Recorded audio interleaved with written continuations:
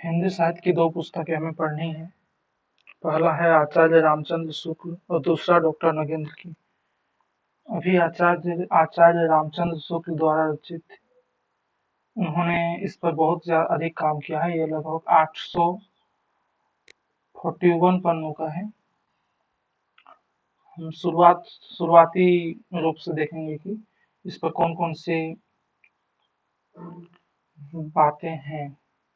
प्रथम संस्करण का व्यक्तित्व।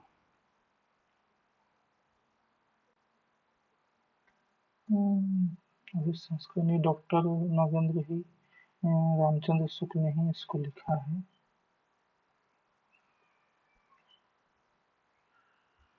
यहीं से शुरू करते हैं। हिंदी कवियों का एक बृहद संग्रह ठाकुर शिव सिंह सेंगर ने सन 1833 ईस्वी में प्रस्तुत किया था। उसके पीछे सन 1889 में डॉक्टर अबसर ग्रियर्सन ने modern vernacular literature on northern Hindustan के नाम से एक ऐसा ही बड़ा कविवृत्त संग्रह निकाला।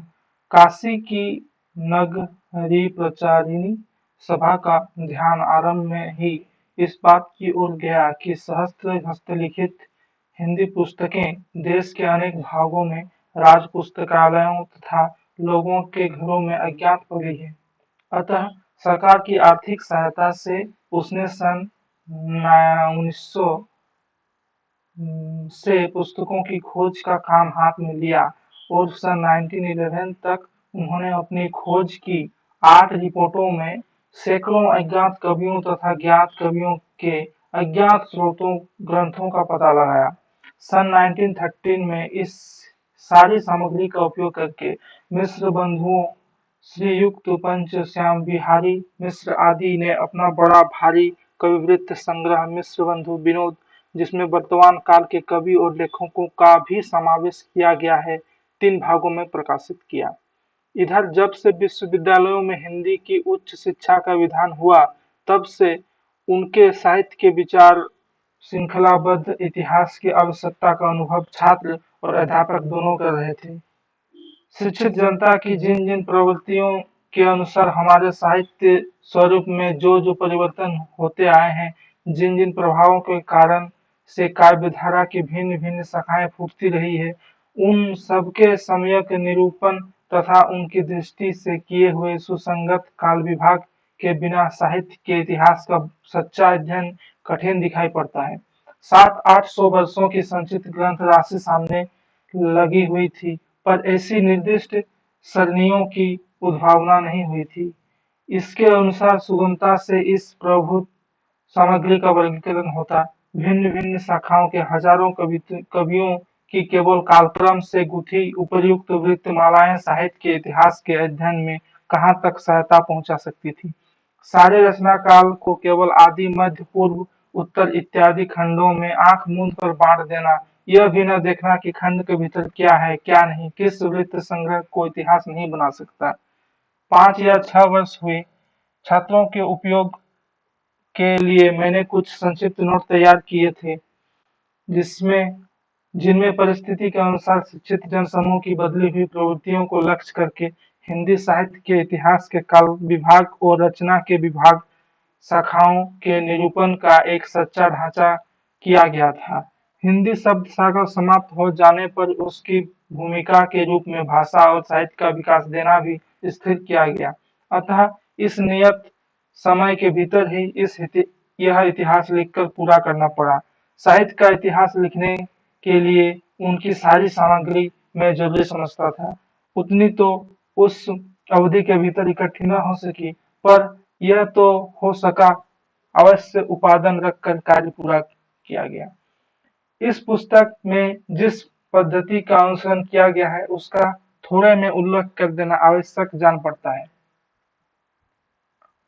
पहले काल विभाग को लीजिए। जिस काल विभाग के भीतर किसी विशेष ढंग की रचनाओं की प्रचुरता दिखाई पड़ी है, वह एक अलग काल माना जाता है और उसका नामकरण उन्हीं रचनाओं के स्वरूप के अनुसार किया गया है। इसी प्रकार काल का एक निर्दिष्ट सामान्य लक्षण बनाया जा सकता है किसी एक ढंग की रचना की प्रचुरता से अभिप्राय यह है कि दूसरे ढंग की रचनाओं में से चाहे किसी एक ढंग की रचना हो, यह परिणाम में प्रथम के बराबर न होगी। यह नहीं कि और सब ढंगों की रचनाएं मिलकर भी उसके बराबर न होंगी। जैसे यदि किसी काल में 5 ढंग की रचनाएं 10, 5, 6, 7 और 2 के क्रम में मिलती हैं, तो जिस ढंग की रचनाएं की 10 पुस्तकें हैं, उसकी प्रचुरता कही जाएगी। यद्यपि शेष और ढंग की सब पुस्तकें मिलकर 20 हैं। यह तो हुई पहली बात। दूसरी बात है ग्रंथों की प्रसिद्धि। किसी काल में विशेष किसी काल के भीतर जिस एक ही ढंग के बहुत अधिक ग्रंथ प्रसिद्ध चले जाते हैं, उस ढंग की रचना उस काल के भीतर अंतर्गत मानी जाएगी।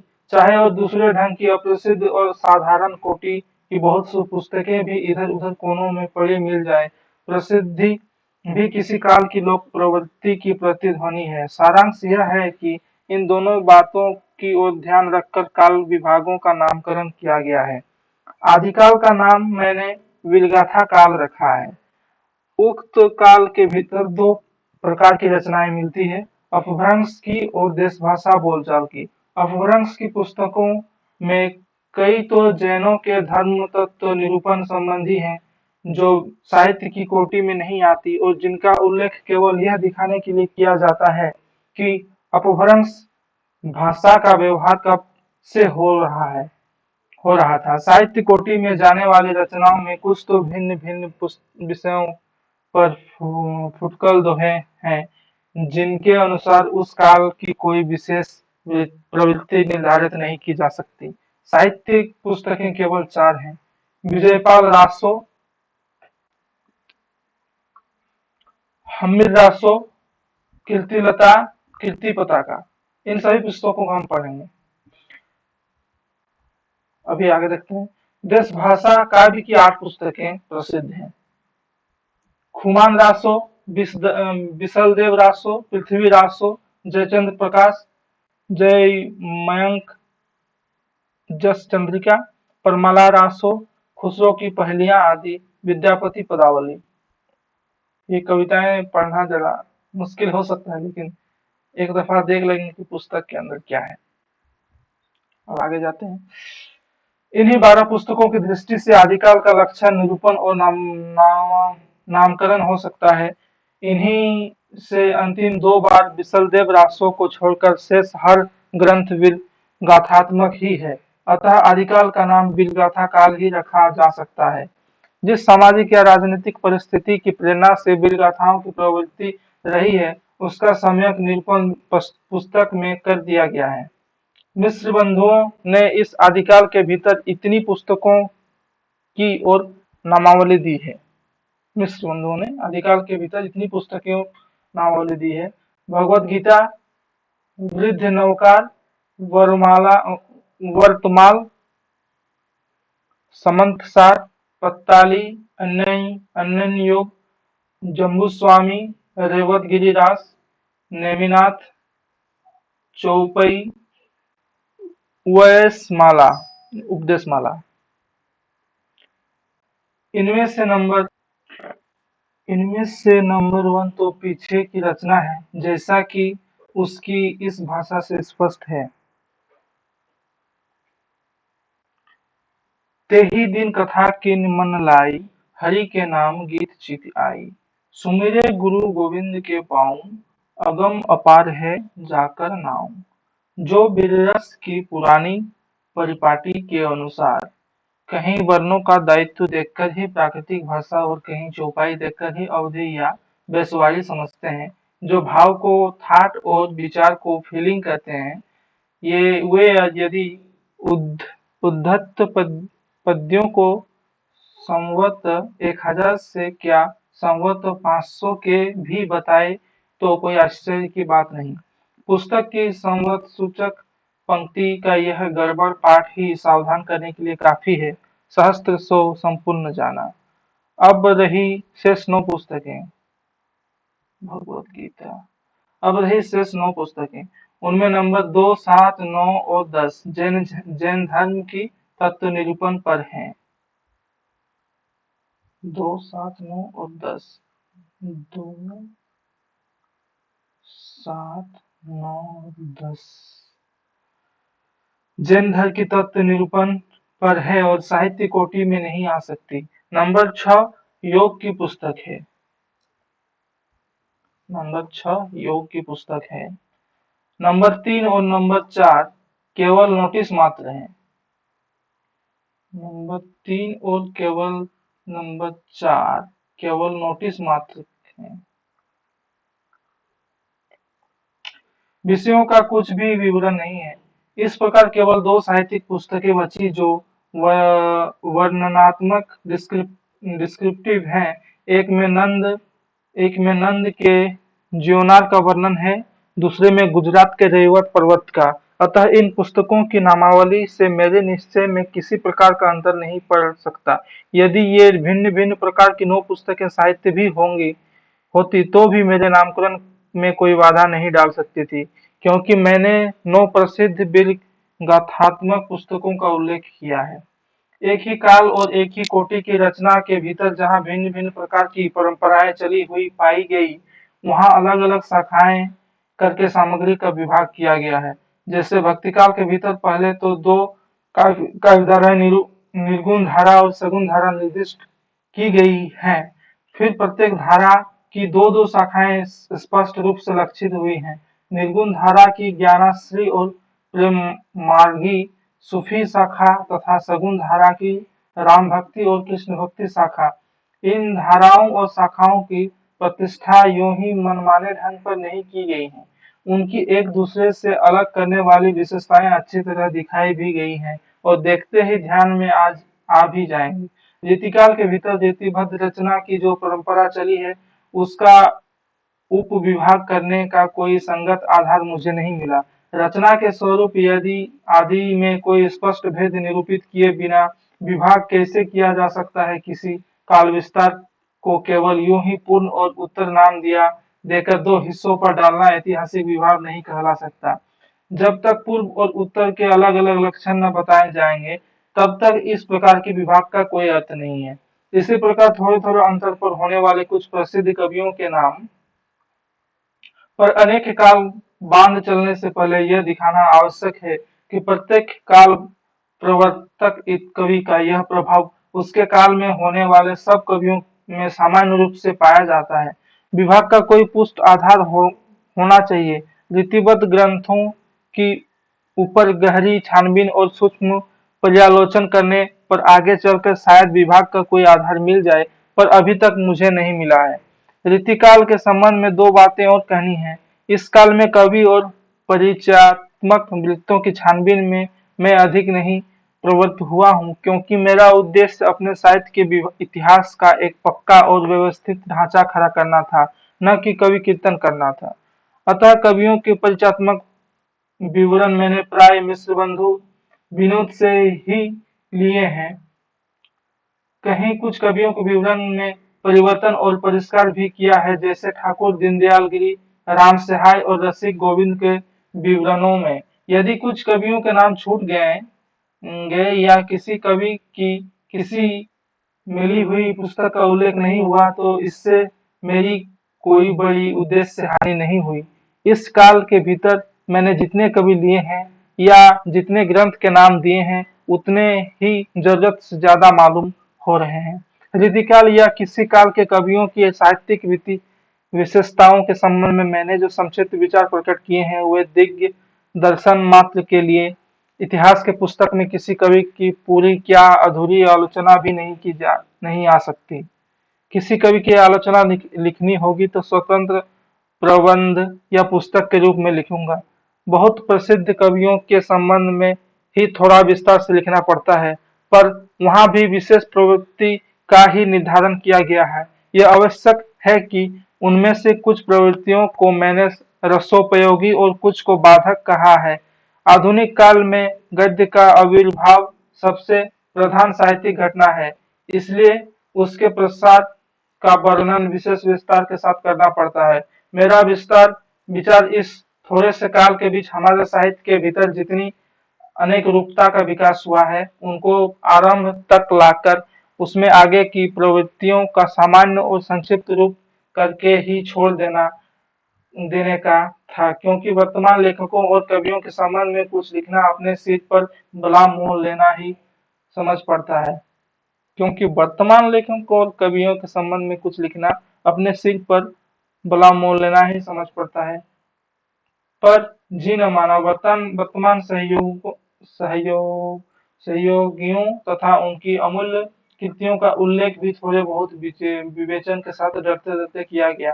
वर्तमान काल के अनेक प्रतिभा संपन्न और प्रभावशाली लेखकों और कवियों के नाम जल्दी में या भूल से छूट गए होंगे। इसके लिए उनसे तथा उनसे भी अधिक उनकी कृतियों के विशेष रूप से परिचित महानुभावों की क्षमा की प्रार्थना है। जैसे पहले कहा जा चुका है यह पुस्तक जल्दी में तैयार करनी पड़ी है। इससे इसका रूप जो मैं रखना चाहता था वह भी इसे पूरा नहीं प्राप्त हो सका है। कवियों और लेखकों के नामोल्लेख के संबंध में एक बात का निवेदन और है, इस पुस्तक का उद्देश्य संग्रह नहीं था। इससे आधुनिक काल के अंतर्गत सामान्य लक्षणों और प्रवृत्तियों के वर्णन की ओर ही अधिक ध्यान दिया गया है।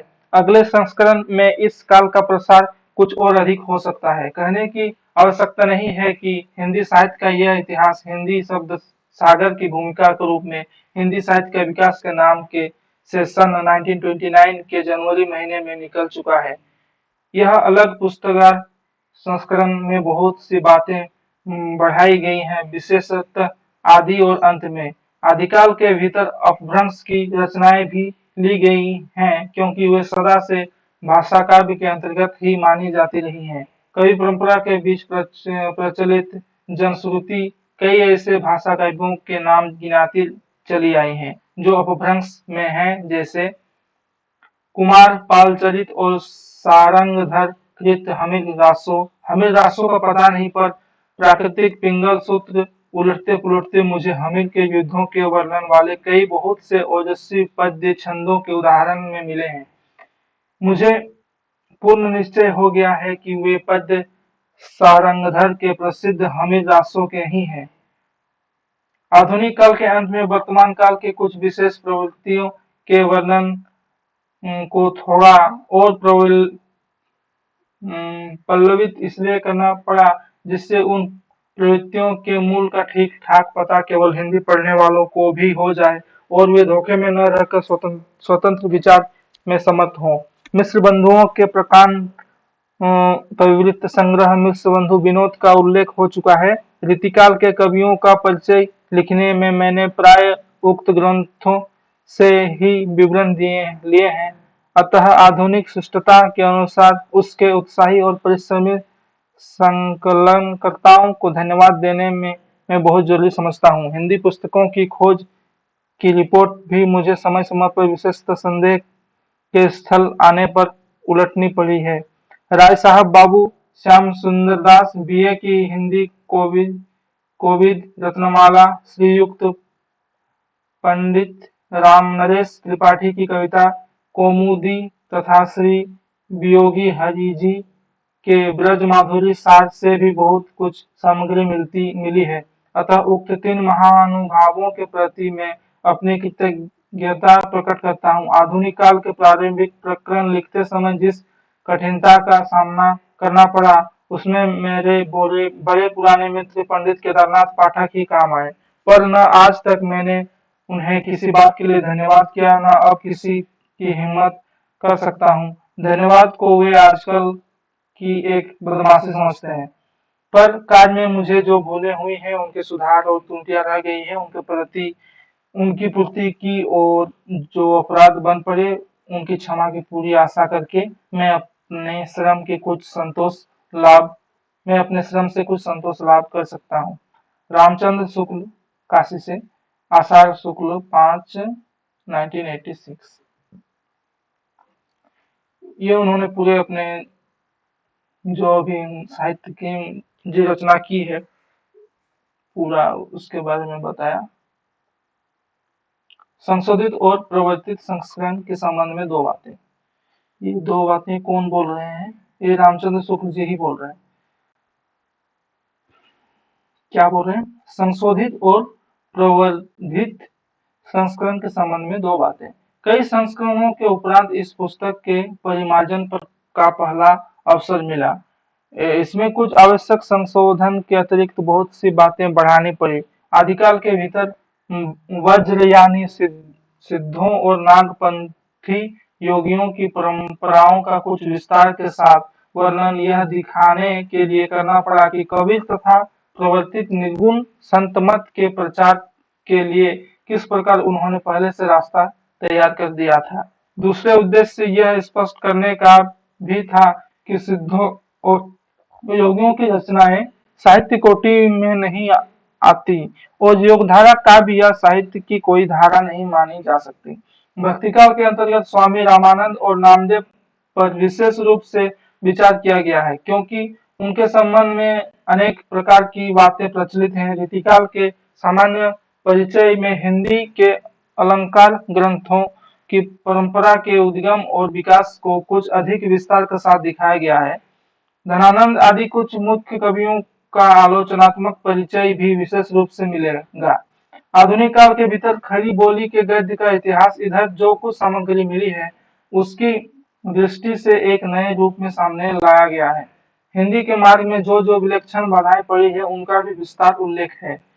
पिछले संस्करणों में वर्तमान अर्थात आजकल चलते हुए साहित्य की मुख्य प्रवृत्तियों का संकेत मात्र करके छोड़ दिया गया था। इस संस्करण में समसामयिक साहित्य का अब तक का आलोचनात्मक विवरण दे दिया गया है, जिससे आज तक के साहित्य की गतिविधि का पूरा परिचय प्राप्त होगा। आशा है कि इस संशोधित और प्रवर्धित रूप में यह साहित्य विशेष उपयोगी सिद्ध होगा।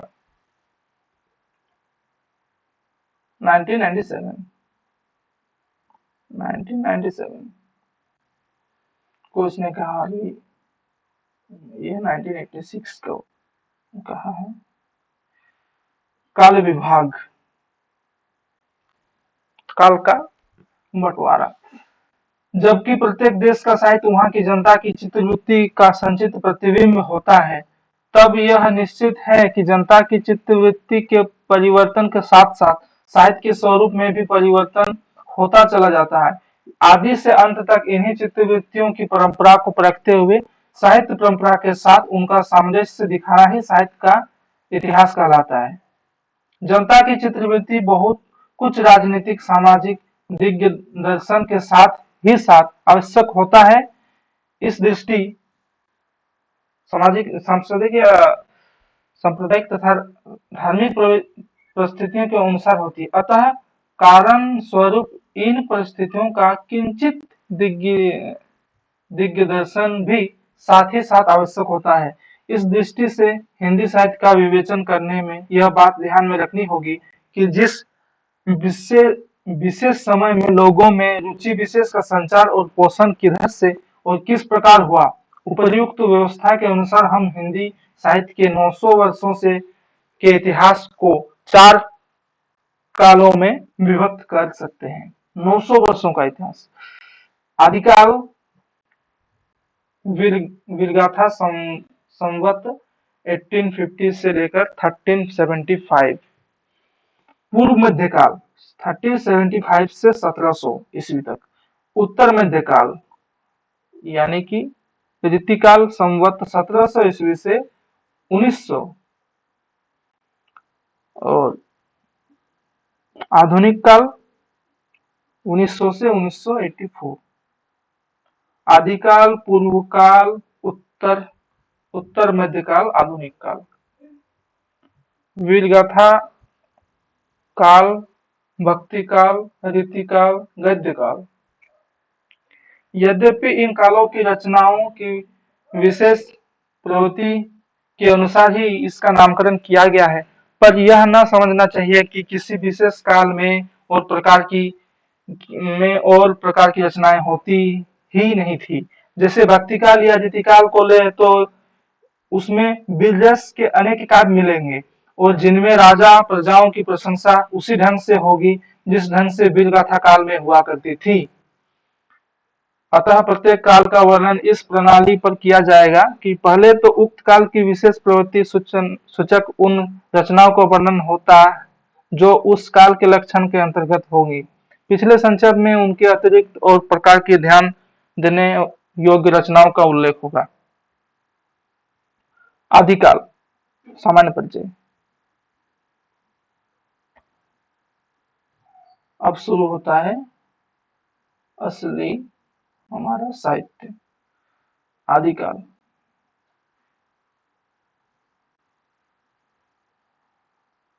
एक 1050 से 1375 ईस्वी। सामान्य परिचय। प्राकृत की अंतिम उपभ्रंश अवस्था से ही हिंदी साहित्य का आविर्भाव माना जा सकता है। उस समय जैसे गाथा कहने से प्राकृत का बोध होता था, वैसे ही दोहा या दुहा कहने से अपभ्रंश या प्रचलित काव्य भाषा का पद समझा जाता था। अपभ्रंश या प्राकृता भाषा हिंदी के पद्यों का सबसे पुराना पता तांत्रिक और योगमार्गी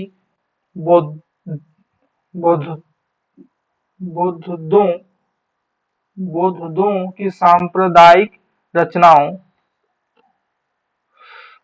के भीतर विक्रम की 7वीं शताब्दी के अंतिम चरण में लगता है। मुंज और भोज के समय संवत 1050 के लगभग तो ऐसी अपभ्रंश या पुरानी हिंदी का पूरा प्रचार शुद्ध साहित्य या काव्य रचनाओं में ही पाया जाता है। अतः हिंदी साहित्य का आदिकाल संवत 1050 से लेकर संवत 1375 ईस्वी तक अर्थात महाराजा भोज के समय से लेकर हमीर देव के समय के कुछ पीछे तक माना जा सकता है। यद्यपि जनश्रुति इस काल का आरंभ और पीछे ले जाती है और संवत 770 में भोज के पूर्व पुरुष राजा मान के सभासद पुष्य नामक और किसी वंदीजन का दोहों में एक अलंकार ग्रंथ लिखना बताती है। ये देव शिव सिंह सरोज पर है। इसका कहीं कोई प्रमाण उपलब्ध नहीं है। आदिकाल की इस दीर्घ परंपरा के बीच प्रथम 150 वर्ष के भीतर तो रचना की किसी विशेष प्रवृत्ति का निश्चय नहीं होता है। धर्म, नीति, श्रृंगार, वीर सब प्रकार की रचनाएं दोहों में मिलती है। इस अनिर्दिष्ट लोक प्रवृत्ति के उपरांत जब वे मुसलमानों की चढ़ाइयों का प्रारंभ होता है, तब से हम हिंदी साहित्य की प्रवृत्ति एक विशेष रूप में बनती हुई पाते हैं। राजश्रित कवि और चारण जिस प्रकार नीति, श्रृंगार आदि के फुटकल दोहे राजसभाओं में सुनाया करते थे, उसी प्रकार अपने आश्रयदाता राजाओं के पराक्रमपूर्ण चरित्र या गाथाओं का वर्णन भी किया करते थे। यही प्रबंध परंपरा रासों के नाम से पाई जाती है, जिसे लक्ष्य करके इस काल को हमने वीर गाथा काल कहा है। दूसरी बात इस आदिकाल के संबंध में ध्यान देने की यह है कि इस आदिकाल की जो साहित्यिक सामग्री प्राप्त है, उसमें कुछ तो असंदिग्ध है और कुछ संदिग्ध है। असंदिग्ध सामग्री जो कुछ प्राप्त है, उसकी भाषा अपभ्रंश अर्थात प्राकृत भाषा, प्राकृत की रूढ़ी में बहुत कुछ बद्ध हिंदी है। प्राकृत भाषा हिंदी है। इस अपभ्रंश का प्राकृत भाषा हिंदी का अभिप्राय यह है कि यह उस समय की ठीक बोलचाल की भाषा नहीं है जिस समय की इसकी रचना मिलती है। यह उस समय के कवि की भाषा है। कवियों के काव्य परंपरा के अनुसार साहित्यिक प्राकृतिक के पुराने शब्द तो लिए ही गए हैं, जैसे पीछे की हिंदी में तत्सम संस्कृत शब्द लिए जाने लगे। विभक्तियां, कारक चिन्ह और क्रियाओं के रूप आदि की बहुत कुछ पहले समय से कई सौ वर्ष पुराने रखे हैं। बोलचाल की भाषा घिस घिसाकर बिल्कुल जिस रूप में आ गई थी, सारा वही रूप में न लेकर कवि और चारण आदि भाषा का बहुत कुछ वह रूप व्यवहार में लाते थे। उनसे कई सौ वर्ष पहले से कवि परंपरा रखती चली आती थी। अपभ्रंश के जो नमूने हमें पद्यों में मिले हैं, वे कुछ काव्य भाषा के हैं जो अपने पुरानेपन के कारण बोलने की भाषा से कुछ अलग बहुत दिनों तक आदिकाल के अंत क्या उसके कुछ पीछे तथा पोथियों में चलती रही। विक्रम की 14वीं शताब्दी के मध्य में एक और तो पुरानी परंपरा के कई कवि संवत सारंगधर हमीर की वीरता का वर्णन ऐसी भाषा में कर रहे थे। वो भाषा कौन सी थी? चलित वीर चलिय वीर हमीर पाउघर नैनी कंपड़ दिगमग नह अंधार धुली सुरह सुरह अच्छाई ही। दूसरी ओर खुसरो मियाँ दिल्ली में बैठे ऐसी बोलचाल की भाषा में पहलियां और मुकरियां कह रहे थे। एक नाम ने अर्ज किया, सांप मार पिंजरे में दिया। इसी प्रकार 15वीं शताब्दी में एक और तो विद्यापति बोलचाल की मैथिली के अतिरिक्त इस प्रकार की प्राकृता भाषा पुरानी काव्य भाषा भी बनते रहे। बालचंद्र बिजावर भाषा दुहु नहीं दुज्जन हासा। और दूसरी ओर कबीरदास अपनी अटपटी बानी इस बोली में सुना रहे थे। अग्नि जो लागी नीर में कंदो जलिया झारी उत्तर दक्षिण से पंडिता रहे बिचारी बिचारी। कबीर भी उसी समय इस भाषा पर का उपयोग कर रहे थे। सारांश यह है कि अपभ्रंश की यह परंपरा विक्रम की 15वीं शताब्दी के मध्य तक चलती रही। एक ही कवि विद्यापति ने दो प्रकार की भाषा का व्यवहार किया है, पुरानी अपभ्रंश भाषा का और बोलचाल की देसी भाषा का। इन दोनों भाषाओं का भेद विद्यापति ने स्पष्ट रूप से सूचित किया है। देसिल बौना सब जन मिठा ते तैसन जनपौ अवहट्ठा। अर्थात देसी भाषा में बोलचाल की भाषा सबको मीठी लगती है। इससे इससे वैसा ही अपभ्रंश देसी भाषा मिला हुआ मैं कहता हूँ। विद्यापति ने अपभ्रंश से भिन्न भिन्न प्रचलित बोलचाल की भाषा को देसी भाषा कहा है। अतः हम भी इसी अर्थ में इस शब्द का प्रयोग कहीं कहीं आवश्यकता अनुसार करेंगे। इस आदिकाल के प्रकरण में पहले हम अपभ्रंश की रचना का संक्षिप्त उल्लेख करके तभी देसी भाषाओं का रचनाओं का वर्णन करेंगे। आदिकाल प्रकरण 2 अपभ्रंश काव्य। जब से प्राकृतिक बोलचाल की भाषा न रह गई तभी से अपभ्रंश साहित्य या आविर्भाव समझना चाहिए। पहले जैसे गाथा या गाहा कहने से प्राकृत का बोध होता था, वैसे ही पीछे दोहा या दुहा कहने से अपभ्रंश या लोक प्रचलित काव्य भाषा का बोध होने लगा। इस पुरानी प्रचलित काव्य भाषा में नीति श्रृंगार वीर आदि की कविताएं तो चली ही आती थी। जैन और बौद्ध धर्माचार्य अपने मतों की रक्षा और प्रचार के लिए भी इनमें उपदेश आदि की रचना करते थे। प्राकृत से बिगड़कर जो रूप बोलचाल की भाषा ने ग्रहण किया वह भी आगे चलकर बहुत कुछ पुराना पड़ गया और काव्य रचना के लिए रूढ़ हो गया। अपभ्रंश नाम उसी समय से चला। जब तक भाषा बोलचाल में थी तब तक वह भाषा या देश भाषा ही कहलाती रही। जब वह भी साहित्य की भाषा हो गई तब उसके लिए अपभ्रंश शब्द का व्यवहार होने लगा। भरत मुनि विक्रम तीसरी शताब्दी ने अपभ्रंश नाम न देकर लोक भाषा को देश भाषा ही कहा है। वरुचि ने प्राकृत प्रकाश में भी अपभ्रंश का उल्लेख नहीं है। अपभ्रंश नाम पहल वल्लभी के राजा धाटसेन द्वितीय के शिलालेख में मिलता है, जिसमें उसने अपने पिता गुहसेन 650 से पहले को संस्कृत, प्राकृत और अपभ्रंश तीनों का कवि कहा है। भामह विक्रम 7वीं सदी ने भी तीनों भाषाओं को उल्लेख किया है। वाण ने हर्षचरित में संस्कृत कवियों के साथ भाषा कवियों का भी उल्लेख किया है। इस प्रकार अपभ्रंश या प्राकृत भाषा हिंदी में रचना होने का पता हमें विक्रम के 7वीं शताब्दी में मिलता है। उस काल की रचना के नमूने बौद्धों की वज्रायन शाखा के सिद्धों के कृतियों के बीच मिलते हैं। संवत 990 में देवसेन नामक एक जैन ग्रंथकार हुए। उन्होंने भी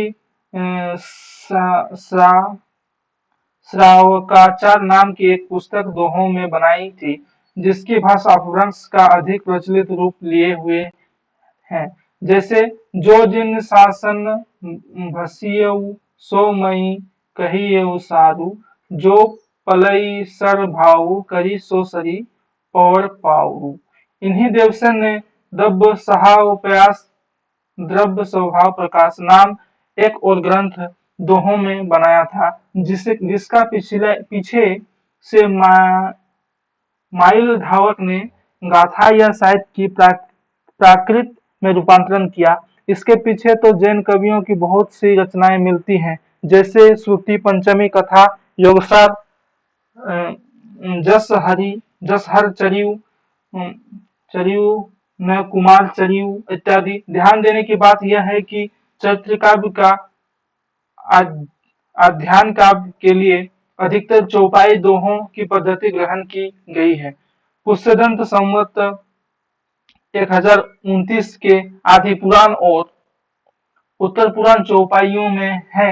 उसी काल के आसपास का जहर चरियु यशधार चरित्र भी चौपाइयों में रचा गया है। जैसे बिनु धावलेन सयरु की हल्लई, विनु जीवेन देहु की चलई, विनु जीवेन मुख को पावई, तुम्हारी सु की अपर आवर।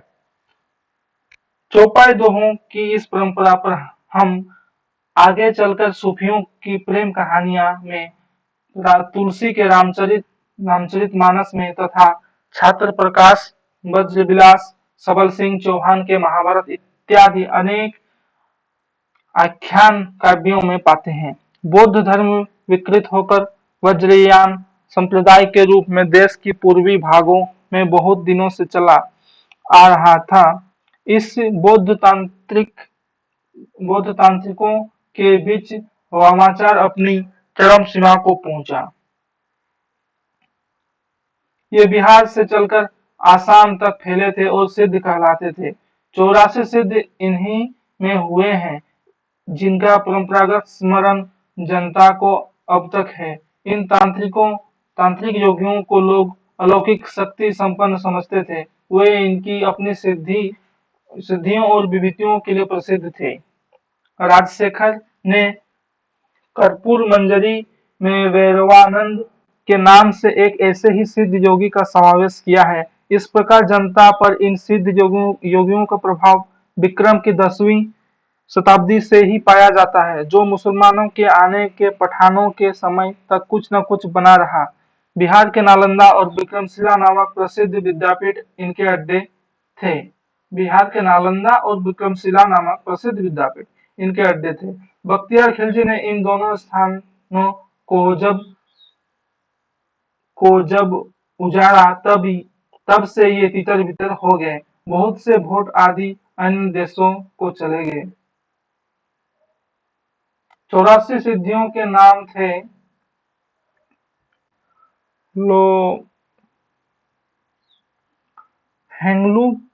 हेंगलुहिपा, लिपापा, विरूपा, डोम्भिपा, सबरीपा, सरहप्पा, कंकालिपा, मिन्नपा, गोरछप्पा, चोरमगिप्पा, बीनापा, शांतिपा, तंतिपा, चमरीपा, खड्डगप्पा, नागार्जुन, कन्हप्पा, कर्णरीपा, थगनपा, नारोपा, शिल्पा, तिरोपा, अजंगप्पा छत्रपा, भद्रपा, दोखंदिप्पा, अजोगीपा, कालपा, धोम्भिपा, कंकंपा, कमरीपा, डेंगीपा, भदेपा, तंधोपा, कुकुरपा,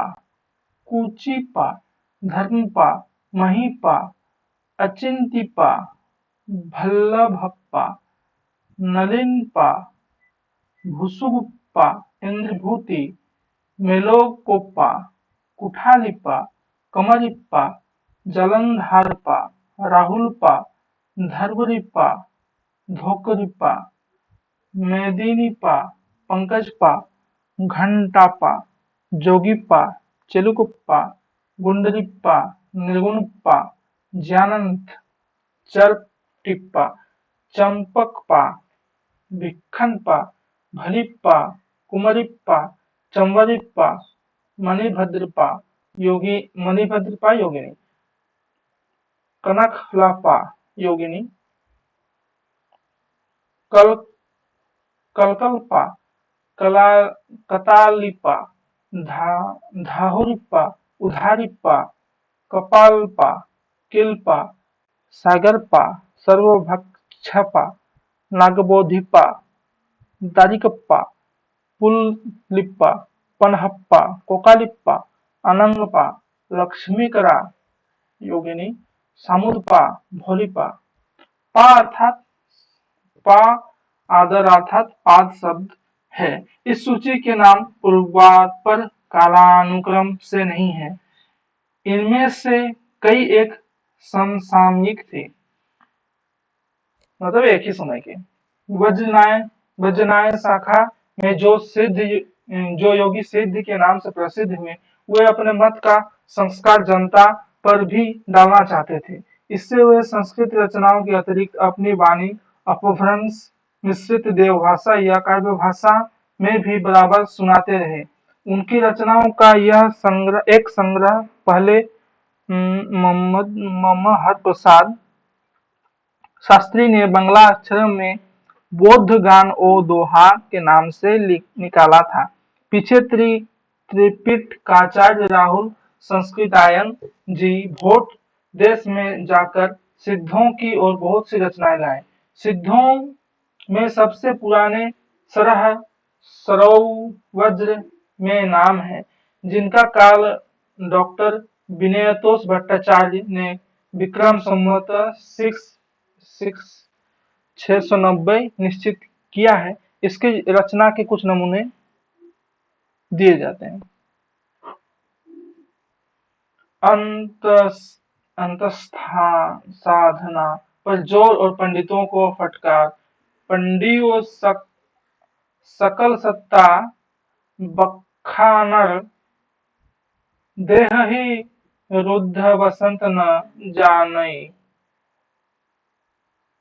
अमना गमन तेन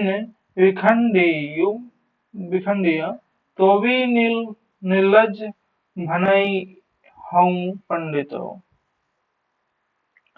जानी मन पावन न संरचई, रवि शशि नाह पवेश। तही बर चित्त विषम करु, सरहे कहे उवेश। घोर अंधारे चंदमणि, जिमी उज्जौ करई। परम महासुह एहु कने, दूरिय अधेश होरे। जीवंत जो नौ जई सो अजरामर होई। जीवंत जो नय जरई सो अजरामर होई। गुरु उपैसे विमल मर, सो पर धन्ना कोई। दक्षिण मार्ग छोड़कर वान मार्ग ग्रहण का उपदेश। नानंद बिंदु नर विंससी मंडल, चिया राव साहबे मुकल। उजू छाटी माँ, लेहू रे बंक। नियहि बोही माँ, जाहू रे लंक। लुहिपा या गुहिपा संवत 1830 के आसपास के गीतों के कुछ उद्धरणमय। का तरूर पंच बिराल, चंदन चिये पैठो काल। दिट्ट करियो महासुख परिणाम, लुई भनई गुरु पुच्छी अनजान। भाव न होई अभाव न जाई, असई संबोहे जो पति आए। लूर भण बट दुखन बिनान, तियो धाय बिसियु उह लगेन। विरूपा संवत 900 के लगभग की वारूणी प्रेरित अंतर्मुख साधना की पद्धति देखिए। सजहे थीर करी वरुणी साधा, अजरामर होई दीठ कांधा। दसमी दुआरत चिद्ध देखिया, आइल ग्राहक अपने बहिया। पढ़ने का मन नहीं कर रहा। वज्र वज्रयानियों की योगतंत्र साधना के मध्य तथा स्त्रियों का विशिष्ट डोमिनी रजकी आदि का अबाध सेवन एक आवश्यक अंग था। सिद्ध कन्हप्पा डोमिनो का आवाहन गीत इस प्रकार गाए जाते थे। नगर बाहिरे डोंबे तोहरी कुलिया छह। मैं ये गीत नहीं गा रहा हूँ।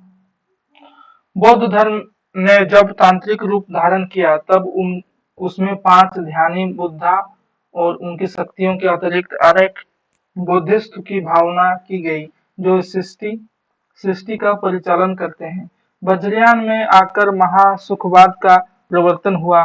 प्रज्ञा और उपाय के योग से इस महासुख दशा की प्राप्ति मानी गई। इसे आनंद स्वरूप ईश्वरत्व ही समझे। निर्वाण के 3 अव्यय ठहराए गए, शून्य, विज्ञान और महासुख। निर्वाण के 3 अव्यय ठहराए गए, शून्य, विज्ञान और महासुख। उपनिषद में जो ब्रह्मानंद के सुख की परिणाम का अंदाजा करने के लिए उसे सहवास सुख से 100 गुना कहा गया। उपनिषद में तो ब्रह्मानंद के सुख के परिणाम का अंदाजा करने के लिए उसे सहवास सुख से 100 गुना कहा गया था, पर वज्रयान में निर्वाण के सुख का स्वरूप ही सहवास सुख के समान बताया गया। शक्तियों सहित देवताओं के युगंध स्वरूप की भावना चली और उनकी नग्न मूर्तियां सहवास की अनेक अश्लील मुद्राओं में बनने लगी, जो कहीं कहीं अब भी मिलती हैं। हाँ। रसाय या गुह्य की प्रवृत्ति बढ़ती गई और गुह्य समाज या श्री समाज स्थान स्थान पर होने लगे। ऊंचे नीचे कई वर्णों की स्त्रियों को लेकर मद्यपान के साथ उनके विभस्त विधान वज्रयानियों की साधना के प्रधान अंग थे। सिद्धि प्राप्त करने के लिए किसी स्त्री का, जिसे शक्ति योगिनी का महामुद्रा कहते थे, योग का सेवन आवश्यक था। इसमें कोई संदेह नहीं कि जिस समय मुसलमान भारत आए उस समय देश के पूर्वी भागों में बिहार, बंगाल और उड़ीसा में धर्म के नाम पर बहुत दुराचार फैला था। रहस्यवादियों की सार्वभौम प्रवृत्ति के अनुसार ये लोग सिद्ध लोग अपनी वाणियों के सांकेतिक दूसरे अर्थ भी बताया करते थे, जैसे पंच विराल बौद्ध शास्त्रों के निरूपित पंच प्रतिबंध आलस्य, हिंसा, काम, विचिकित्सा और मोह। ध्यान देने के बाद बात यह है कि विकारों को यही 5 संख्या निर्गुण धारा के संतों और हिंदी के सूफी कवियों ने ली। हिंदू शास्त्रों में विकारों की बंधी संख्या 6 है। गंगा जमुना माझे बहर रे नाई, इला पिंगला के बीच सुषुम्ना नाड़ी के मार्ग से शून्य देश की ओर यात्रा। इसी से वे अपनी वाणियों की भाषा का संध्या भाषा कहते थे। ऊपर उद्धत थोड़े से वचनों से इसका पता लग सकता है कि इन सिद्धों द्वारा किस प्रकार के संस्कार जनता में इधर उधर बिखेरे गए थे।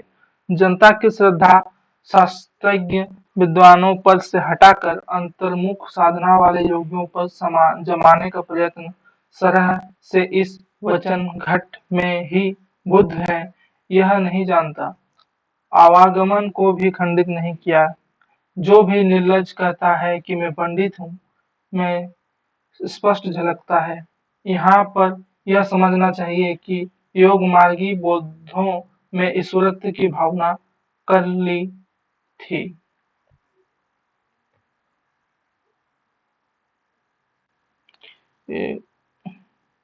इसी प्रकार जहाँ रवि शशि पवन आदि की गति नहीं, वहीं चित्त को विश्राम करने वाला का दावा। ऋजु सीधे दक्षिण मार्ग छोड़कर बंक टेढ़ा वाम मार्ग ग्रहण की उपदेश भी है। सिद्ध कन्हप्पा कहते हैं कि जब तक अपनी गृहिणी का उपभोग न करेगा तब तक पंचवर्ण की स्त्रियों के साथ विहार क्या करेगा। वज्रयान में महासुख वह दशा बतलाई गई है जिसमें साधक शून्य में इस प्रकार विलीन हो जाता है जिस प्रकार नमक पानी में। इस दशा का प्रतीक खड़ा करने के लिए युगनद्ध स्त्री पुरुष का आलिंगबद्ध जोड़ा की भावना की गई। कन्हप्पा का यह वचन कि जिमी लोन बली जैल पानी यही तिमी घरनी लई चित्त इसी सिद्धांत का द्योतक है। कहने की आवश्यकता नहीं कि कोल कपालिक आदि इन्हीं वज्रयानियों से निकले। जैसा कि शुद्ध और सात्विक धर्म हो, गृह और रहस्य के प्रदेशों से वह किस प्रकार विकृत और पाखंडपूर्ण हो जाता है, वज्रयान इसका प्रमाण है। गोरखनाथ के नाथपंथ का मूल भी बौद्धों की यही वज्रयान शाखा है। 84 सिद्धों में गोरखनाथ गोरक्षपा भी गिन लिए गए हैं, पर यह स्पष्ट है कि उन्होंने इसका मार्ग अलग कर दिया। योगियों की इस हिंदू भाषा ने वज्रयानियों के अश्लील और विभत्स विधानों से अपने को अलग रखा। यद्यपि शिव भक्ति की भावना के कारण कुछ श्रृंगारमयी वाणी भी नागपंथ के किसी किसी ग्रंथ जैसे शक्ति संगमतर में मिली है। गोरख ने पतंजलि के उच्च लक्ष्य ईश्वर प्राप्ति को लेकर हठयोग का प्रवर्तन किया। वज्रयानी सिद्धों का लीला देश क्षेत्र भारत का पूर्वी भाग था। गोरख ने अपने ग्रंथ का प्रचार देश के पश्चिमी भाग में राजपूताने और पंजाब में किया। पंजाब में नमक का पहाड़ों के बीच बालनाथ योगी का स्थान बहुत दिनों तक प्रसिद्ध रहा। रायसी की पद्मावत में बालनाथ का टीला आया है। गोरखनाथ के समय का ठीक पता नहीं। राहुल संस्कृतायन जी ने वज्रयानी सिद्धांतों की परंपरा के बीच उनका जो स्थान रखा, उसके अनुसार उनका समय विक्रम के 10वीं सदी आता है। उनका आधार वज्रयानी सिद्धों की एक पुस्तक रत्नाकर जोपम कथा है, जिसके अनुसार मिन्नान के पुत्र मत्स्येंद्रनाथ कामरूप के मछुआरे थे और चर टिपा के शिष्य होकर सिद्ध हुए थे। पर सिद्धों की अपनी सूची में संस्कृतायन जी ने ही मत्स्येंद्र को जलंधर का शिष्य लिखा है, जो परंपरा से प्रसिद्ध चला आता है। गोरखनाथ के गुरु मच्छंद्रनाथ थे, यह तो प्रसिद्ध ही है। संस्कृतायन जी ने मिननाथ या मिनपा को पालवंशी राजा देवपाल के समय में अर्थात संवत 900 के आसपास माना जाता है, पर यह समय उन्होंने किस प्रकार स्थिर किया पता नहीं। यदि सिद्धों के उक्त पुस्तक में मिनपा के राजा देवपाल के समय में होने का उल्लेख होता तो वे उसकी और विशेष रूप से आकर्षित करते। 84 सिद्धों के नामों में हेरफेर होना बहुत संभव है। हो सकता है कि गोरक्षपा और चौरंगीपा के नाम पीछे से जुड़ गए हों और मिनपा से मत्स्येंद्र का नाम समय से अतिरिक्त कोई संबंध न हो। ब्रह्मानंद ने दोनों को बिल्कुल अलग माना भी है। सरस्वती भवनिष्ठ संदेह यह देखकर और भी होता है कि सिद्धों की नामावली में और सब सिद्धों की जाति और देश का उल्लेख है, पर गोरक्ष और चौरंगी का कोई विवरण नहीं। अतः गोरखनाथ का समय निश्चित रूप से विक्रम की 10वीं शताब्दी मानते नहीं बनता। महाराष्ट्र के संत ज्ञानदेव ने जो अलाउद्दीन के समय संवत 1358 में थे, अपने को गोरखनाथ की शिष्य परंपरा में कहा है। उन्होंने यह परंपरा इस क्रम बताई है। अब गोरखनाथ की परंपरा: आदिनाथ, मत्स्येंद्रनाथ, गोरखनाथ, गैनीनाथ, निवृत्तिनाथ और ज्ञानेश्वर। इस महाराष्ट्र परंपरा के अनुसार गोरखनाथ का समय महाराज पृथ्वीराज के पीछे आता है। नाथ परंपरा में मत्स्येंद्रनाथ के गुरु जलंधरनाथ माने जाते हैं। भोट के ग्रंथों में भी सिद्ध जलंधर आदिनाथ कहे गए हैं, पर बातों का विचार करने से हमें ऐसा प्रतीत होता है कि जलंधर ने ही सिद्धों से अपनी परंपरा अलग की और पंजाब की ओर चले गए। वहां कांगड़े की पहाड़ियां तथा और स्थानों में रमते रहे। पंजाब का जलंधर शहर उन्हीं का स्मारक जान पड़ता है। नाथ संप्रदाय के किसी ग्रंथ में जलंधर को बालनाथ भी कहा गया। नमक के पहाड़ों के बीच बालनाथ का टीला बहुत दिनों तक प्रसिद्ध रहा। मत्स्येंद्र जलंधर के शिष्य थे। नागपंथियों की यह धारणा ठीक जान पड़ती है। मिनपा के गुरु चरटीनाथ हो सकते हैं, पर मत्स्येंद्र के गुरु जलंधर ही थे। संस्कृतायन जी ने गोरख का जो समय स्थिर किया है, वह मिनपा को राजा देवपाल का समसामयिक और मत्स्येंद्रनाथ का पिता मानकर, मत्स्येंद्रनाथ का मिनपा से कोई संबंध न रहे पर उक्त समय मानने का कोई आधार नहीं रह जाता, और पृथ्वीराज के समय के आसपास के विशेषतः कुछ पीछे गोरखनाथ के होने का अनुमान दृढ़ होता है। जिस समय सिद्धों की संख्या 84 प्रसिद्ध है, जिस प्रकार सिद्धों की संख्या 84 प्रसिद्ध है, उसी प्रकार नाथों की संख्या 9। अब भी लोग नवनाथ और 84 सिद्ध कहते सुने जाते हैं।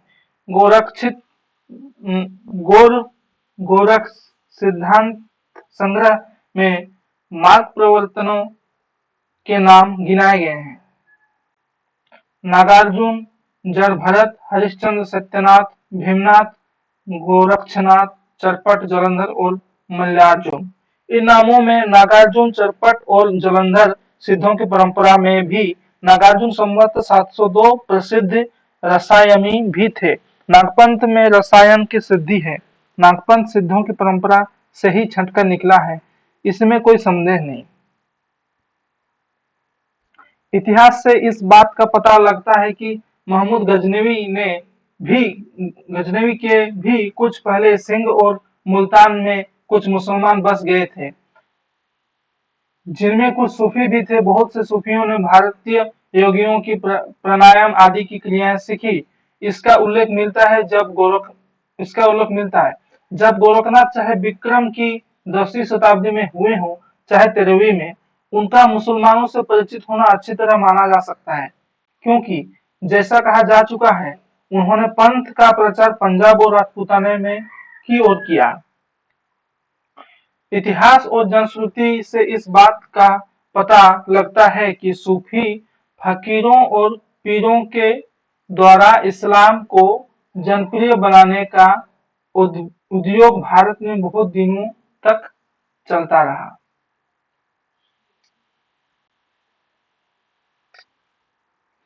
पृथ्वीराज के पिता के समय में ख्वाजा मोइनुद्दीन के अजमेर आने और अपनी सिद्धि का प्रभाव दिखाने के गीत मुसलमानों में अब तक गाए जाते हैं।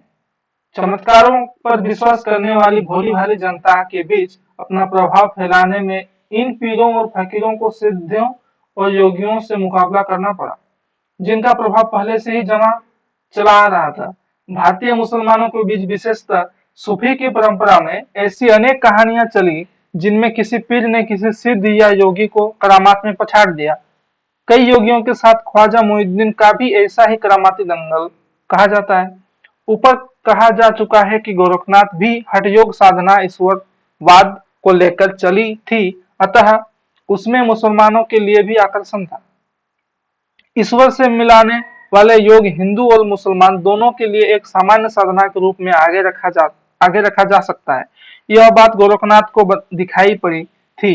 उसमें मुसलमान और अप्रिय मूर्ति पूजा और बहुदेवोपासना की आवश्यकता न की। उन्होंने दोनों ही विद्वेष भाव को दूर करके साधना का एक सामान्य मार्ग निकालने की संभावना समझी थी और वे उसका संस्कार अपनी शिष्य परंपरा में छोड़ गए। नाथ संप्रदाय के सिद्धांत ग्रंथों में ईश्वरोपासना के बाह्य विधानों के प्रति उपेक्षा प्रकट की गई। घट के भीतर ही ईश्वर को प्राप्त करने पर जोर दिया गया।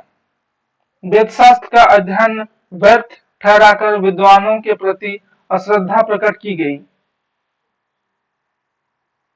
वेदशास्त्र के अंदर अध्ययन व्यर्थ कर विद्वान के प्रति अश्रद्धा प्रकट कर गई। तीर्थाटन आदि निष्फल गए हैं।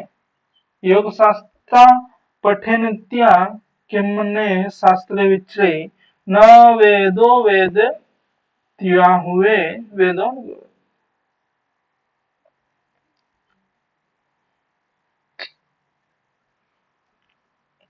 ये उस समय क्या काव्य छंद है, उसका व्याख्यान हम करेंगे। यहाँ पर यह बात ध्यान में रखना आवश्यक है कि 84 सिद्धों में बहुत से मछुए, चमार, धोबी, डोम, कहार, लकड़हारे, दर्जी तथा बहुत से क्षुद्र कहे जाने वाले लोग थे। अतः जाति पाति के खंडन तो वे आप ही थे। नाथ संप्रदाय भी जब फैला तब उसमें भी जनता की नीची और अशिक्षित श्रेणियों के बहुत से लोग आए और शास्त्र ज्ञान संपन्न न थे। जो शास्त्र ज्ञान संपन्न न थे उनकी बुद्धि का विकास बहुत सामान्य कोटि का था। तिन पर अपने को रहस्यदर्शी प्रदर्शित करने के लिए शास्त्रज्ञ पंडित और विद्वानों को फटकारना भी वे जरूरी समझते थे। सद्गुरु का महात्मन सिद्धों में भी और उनमें भी बहुत अधिक था। नाथपंथ के योगी कान की लो में बड़े बड़े छेद करके स्फटिक के भारी भारी कुंडल पहनते हैं। इससे कनपट्टे कहते हैं। जैसा पहले कहा जा चुका है, इस ग्रंथ का प्रचार राजपूताने तथा पंजाब की ओर से अधिक रहा। अतः जब मत के प्रचार के लिए इस पंथ में भाषा के भी ग्रंथ लिखे गए तब उधर से ही प्रचलित भाषा का व्यवहार किया गया। उन्हें मुसलमान को भी अपनी वाणी सुनानी रहती थी, जिनकी बोली अधिकतर दिल्ली के आसपास की खड़ी बोली थी। इससे उसका मेल भी उनकी वाणियों में अधिकतर रहता था। इस प्रकार नाथपंथ के इन योगियों ने परंपरागत साहित्य की भाषा का काव्य भाषा से, जिसका ढांचा नागर अपभ्रंश या ब्रज का था, अलग एक सधुकट्ठी भाषा का सहारा लिया, जिसका ढांचा कुछ खड़ी बोली लिए राजस्थानी था। देश भाषा की इस पुस्तकों में पूजा, तीर्थाटन आदि के साथ हज, नमाज आदि का भी उल्लेख पाया जाता है। इस प्रकार की एक पुस्तक का नाम है काफिर बोध। नागपंथ के उद्देश्यों का प्रभाव हिंदुओं के अतिरिक्त मुसलमानों पर भी आरंभ काल में पड़ा। बहुत से मुसलमान निम्न श्रेणी के ही सही नागपंथ में आए। अब भी इस प्रदेश में बहुत से मुसलमान योगी गेउरा वस्त्र पहने, गुदही की लंबी झोली लटकाए, सारंगी बजा बजा कर कली में अमर राजा भरथरी के गीत गाते फिरते हैं और पूछने पर गोरखनाथ को अपना आदि गुरु बताते हैं। ये लोग गोपीनाथ के भी गीत गाते हैं और बंगाल के चटगांव के राजा, जो कि बंगाल के चटगांव के राजा थे और जिनकी माता मैनावती कहीं गोरख की शिष्या और कहीं जलंधर की शिष्या कही गई है। देशभाषा में लिखी गोरखपंथ की पुस्तकें गद्य और पद्य दोनों में ही और विक्रम संवत 1400 के आसपास की रचनाएं हैं। इनमें सांप्रदायिक शिक्षा है। जो पुस्तकें पाई गई हैं उनके नाम ये हैं: गोरख गणेश गोष्ठी, महादेव गोरख संवाद, गोरख जी की 17 कला, गोरख बोध, दत्ता गोरख संवाद, जोगेश्वरी सखी, नरवई बोध, विराट पुराण, गोरख सार, गोरखनाथ की बानी। ये सब ग्रंथ गोरख के नहीं, उनके अनुयायी शिष्यों के रचे। गोरख के समय जो भाषा लिखने पढ़ने में व्यवृत्त होती थी, उन्हें प्राकृत या अपभ्रंश शब्द का थोड़ा सा बहुत मेल अवश्य रहता था। उपरोक्त पुस्तकों में नरवई बोध के नाम नरवी नरपति में ही अपभ्रंश का आभास है। इन पुस्तकों में अधिकतर संस्कृत ग्रंथ के अनुवाद हैं। यह बात उनकी भाषा के ढंग से ही प्रकट होती है। विराट पुराण संस्कृत में वैराट पुराण का अनुवाद है। गोरखपंथ के ये संस्कृत ग्रंथ पाए जाते हैं। सिद्ध सिद्धांत पद्धति विवेक मार्तंड शक्ति संगम तंत्र निरंजन पुराण वैराट पुराण हिंदी भाषा में लिखे पुस्तकें अधिकतर इन्हीं के अनुवाद या सार हैं। हाँ सखी और बानी में शायद कुछ रचना गोरख की हो। पद का एक नमूना देखिए। स्वामी तुम्हई गुरु गोसाई अमहे जोशिष बद एक बुझीबा नोरारंबे चेला कुप विधि रहे सतगुरु होई स पूछिया कहे अबहु रहिया हाथे बाटे रोष बिरस की छाया तजीबा काम क्रोध लोभ संसार की माया।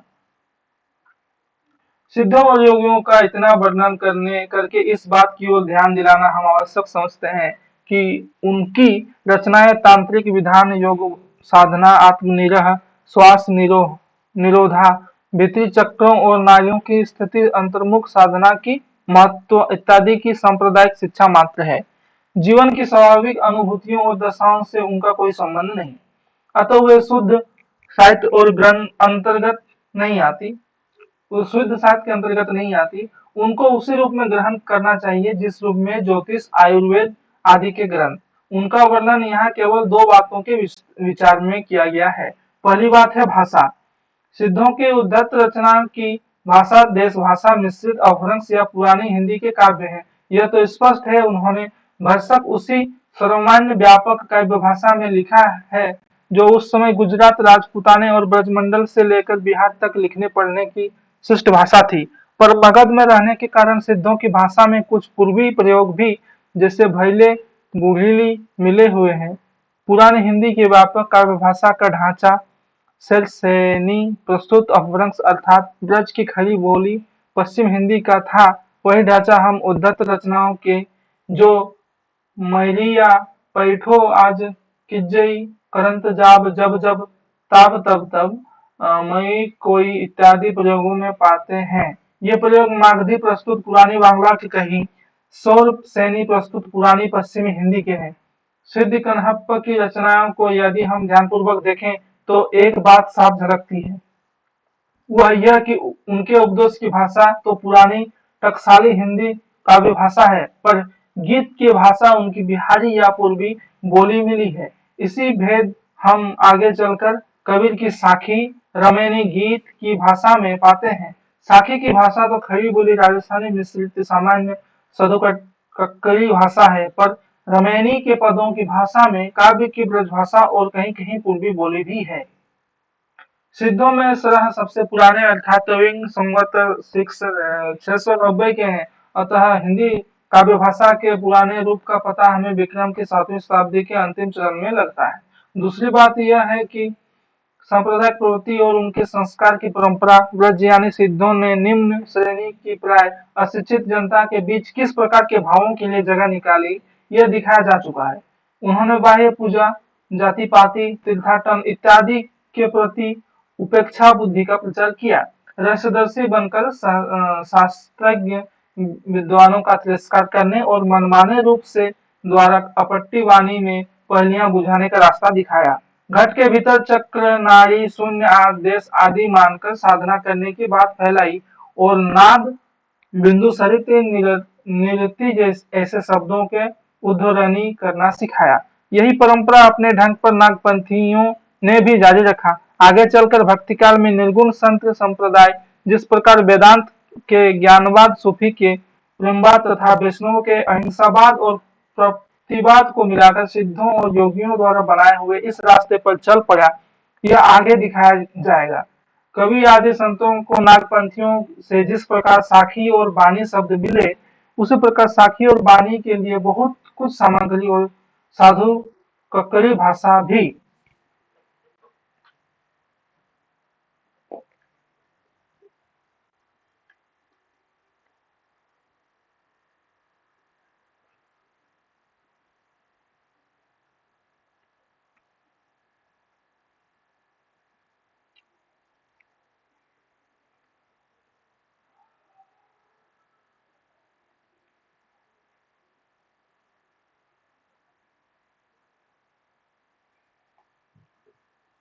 ये यही दो बातें के लिए यही दो बातों दिखाने के लिए इस इतिहास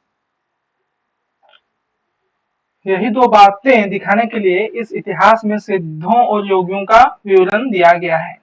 उनकी रचनाओं का जीवन के स्वाभाविक सरणियों, अनुभूतियों और दशाओं से कोई संबंध नहीं, वे सांप्रदायिक शिक्षा मात्र है, अतः शुद्ध साहित्य की कोटि में नहीं आ सकती। उन रचनाओं की परंपरा को हम काव्य या साहित्य की कोई धारा नहीं कह सकते, अतः धर्म संबंधी रचनाओं की चर्चा छोड़ हम अब सामान्य साहित्य की और कुछ सामग्री मिलती है इसका उल्लेख अपने संहर्ताओं और रचयिताओं के क्रम में करते हैं।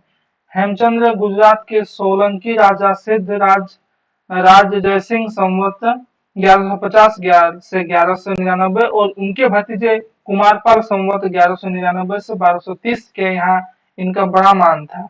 वे अपने समय के सबसे प्रसिद्ध जैन आचार्य थे। उन्होंने एक बड़ा भारी व्याकरण ग्रंथ सिद्ध हेमचंद्र शब्दानुशासन सिद्धराज के समय में बनाया, जिसमें संस्कृत, प्राकृतिक और अपभ्रंश तीनों का समावेश किया।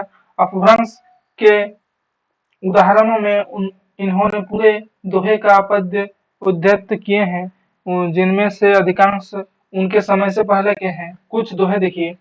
भल्ला जुआ जू मारिया, बहिनी बहिनी मराहा कंतु, लज्जे न तु वयस्यहूँ, जग भग्गा घरुतन एंतु।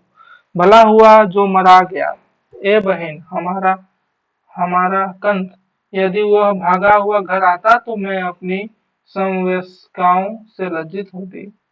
जरो सो ई अवै दुई घर कहीं अहो मुख मुहु तुझु वयनुज खंडई तव सही ए सो पिय होई न मजू। हे दूधी, यदि वो घर नहीं आता तो तेरा क्यों अधोमुख है। ये हे सखी, जो तेरा वचन खंडित करता है। श्लेष से उसका अर्थ जो तेरा मुख पर चुंबन द्वारा छत करता है, वो मेरा प्रिय नहीं।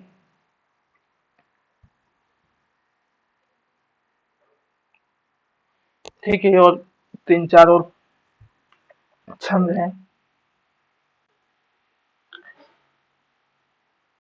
अपने व्याकरण के उदाहरण के लिए हेमचंद्र ने भट्टी के समान एक दव्याश्रय काव्य की भी रचना की है, जिसके अंतर्गत कुमारपाल चरित नामक एक प्राकृत भाषा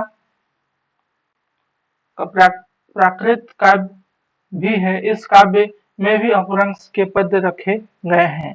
सोमप्रभ सूरी ये भी एक जैन पंडित थे। उन्होंने संवत 1241 में कुमारपाल प्रतिबोध नामक एक गद्य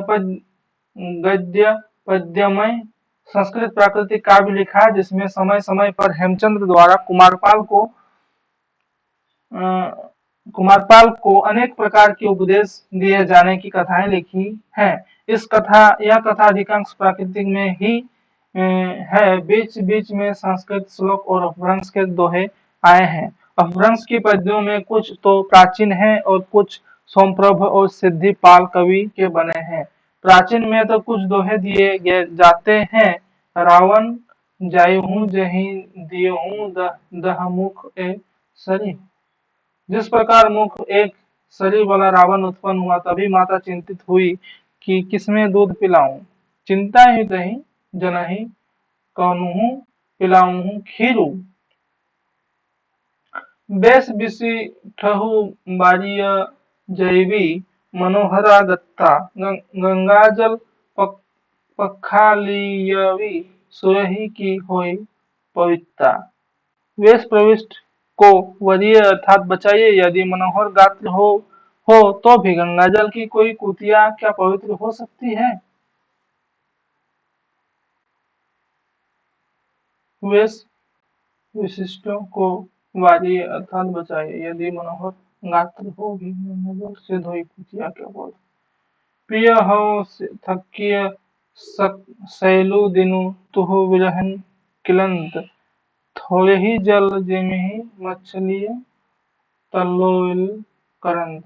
हे प्रिय, मैं सारे दिन तेरी विरहाग्नि में वैसे ही करती रही जैसे थोड़े जल में मछली तलवेली करती है।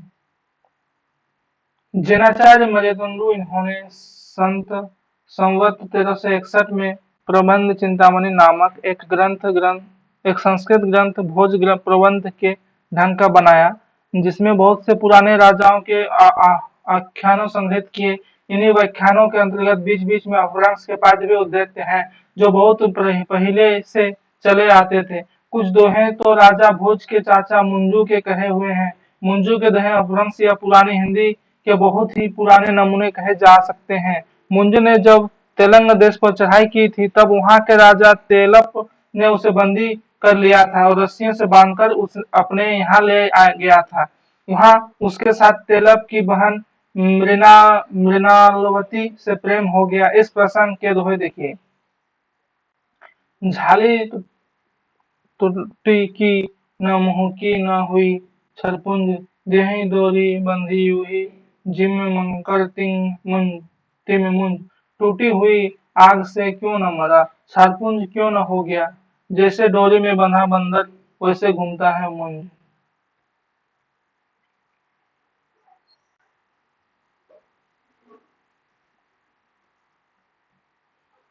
मैं अनुवाद पढ़ रहा हूँ। मुंज कहता है, हे मृणालवती, गए हुए यौवन को न पछताए। यदि शर्करा 100 खंड हो जाए तो भी यह चूरी हुई ऐसे ही मीठी रहेगी। जो मति या बुद्धि पीछे प्राप्त होती है, यदि पहले हो तो मुंज कहलाता है। हे मृणालवती, विघ्न किसी को न घेरे, बाह छुड़ाकर तू जाता है, मैं भी वैसे ही जाती हूँ, क्या हज्र है। हृदय स्थिति अर्थात हृदय के यदि निकले तो मैं जानूं कि मुंज रूठा है। यह जन्म व्यर्थ गया, न सुभटों के सिर पर खड़ग टूटा, न तेज घोड़े सजाए, न गोरी या सुंदरी के गले लगा। फुटकल रचनाओं के अतिरिक्त वीरगाथाओं की परंपरा के प्रमाण भी अपभ्रंश मिली भाषा से मिलते हैं। विद्याधर इस नाम के एक कवि ने कन्नौज के किसी राठौर सम्राट शायद जयचंद्र के प्रताप और पराक्रम की वर्णन किसी ग्रंथ में किया। ग्रंथ का पता नहीं, पर कुछ पद्य प्राकृतिक पिंगल सूत्र में मिलते हैं, जैसे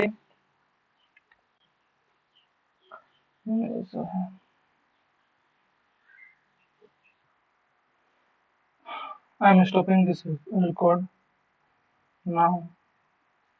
30 पेज पर है, 30 पेज से नेक्स्ट टाइम शुरू करेंगे।